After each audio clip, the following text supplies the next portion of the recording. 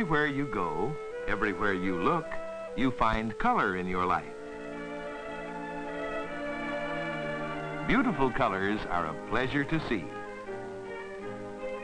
Some are nature's colors, the color of flowers, the color of animals, the color of the sky, the mountains, and the countryside.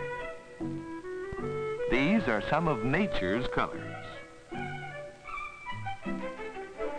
People often use colors to brighten the world in which they live, and for other good reasons as well.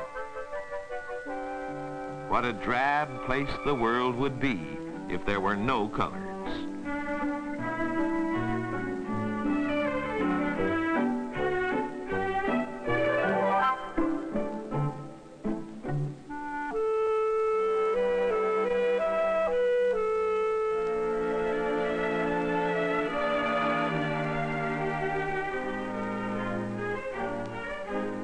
Although beautiful colors are a delight to all, colors also serve us in many other useful ways.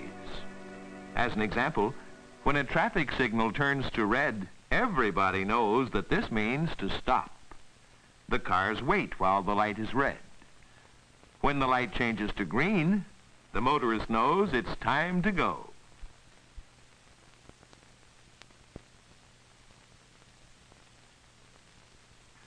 Air Force planes that fly over oceans are painted with bright colors, the easier to find should they be forced down at sea.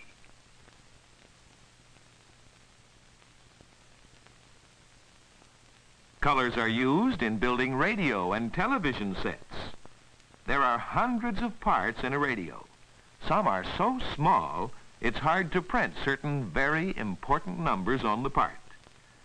Many of these parts look much alike. Yet the builder knows they are different, for each is painted with certain colors.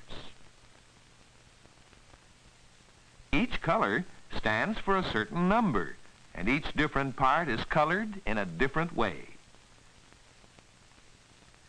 This method of identifying things is one of the many ways that color is put to work.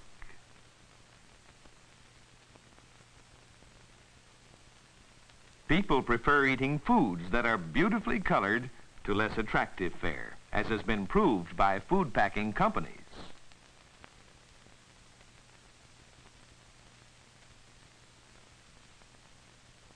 Did you ever wonder why light-colored clothing is cooler in summer than dark? The reason is that light colors reflect more heat than dark. This scientific experiment with a light and dark colored box offers proof. A thermometer reading 70 degrees is placed in the light box. The box is covered, and another thermometer, also reading 70 degrees, is placed in the dark box. The two covered boxes are allowed to stand in the warm sun for 20 minutes. Then the two thermometers are checked again. The temperature in the dark box rose 30 degrees. The thermometer in the light box shows a temperature rise of only 14 degrees. The difference in temperatures proves that the light color reflected much more heat than the dark. Although most plants are primarily green in color, the blossoms of the same plants run to a great variety of colors and shades. People are so fond of flowers that many farmers grow them as a crop. Millions of farm-grown flowers are shipped all over the country throughout the year to brighten our homes and hearts. Yet, there's a very practical reason for the color of flowers. Each flower is a seed of the plant upon which it grows. To become a good seed, it must obtain pollen from another flower of its own kind.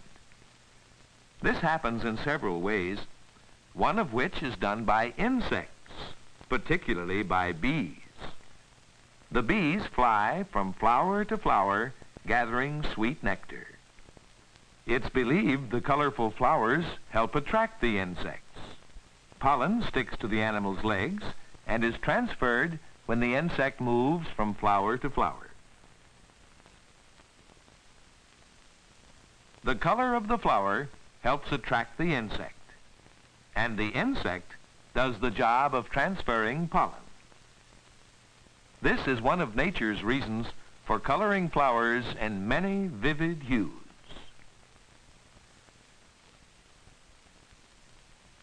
The color of animals is not accidental, but is the result of thousands of years of gradual development. The deer's color is much the same as the animal's surroundings, making it difficult to be seen by enemies.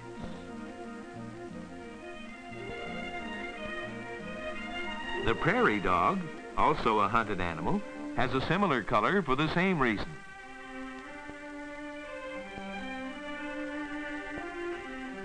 Lions are good hunters. Their sandy color is better suited to a successful hunt than a bright shade of red would be.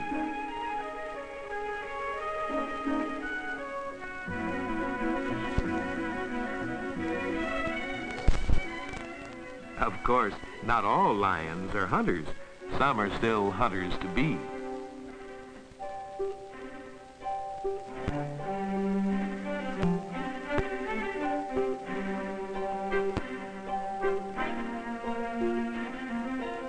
Notice the protective coloring of the peafowl and her chick, while the peacock is brilliantly colored for the purpose of attracting a mate.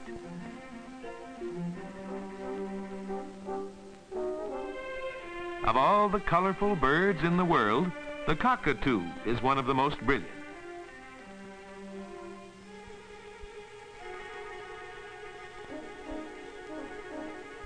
In its native surroundings, the polar bear lives on snow and ice and has a white coat to match. This bear lives in a dark forest and has a black coat to match.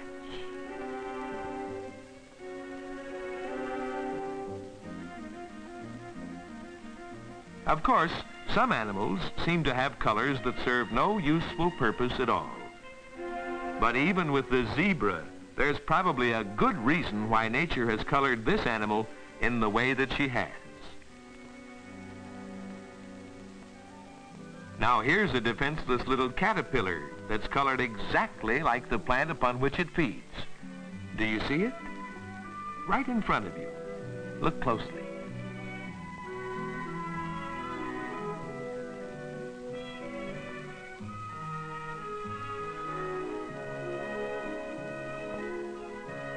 This insect is colored like something it is not. Although it looks like a wasp, it's actually a harmless little moth.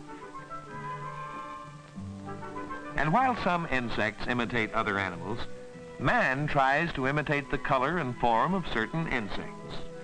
This is a specialty with some fishermen who make clever imitation insects for catching fish that are attracted to their colorful bait. Another example of how colors are useful.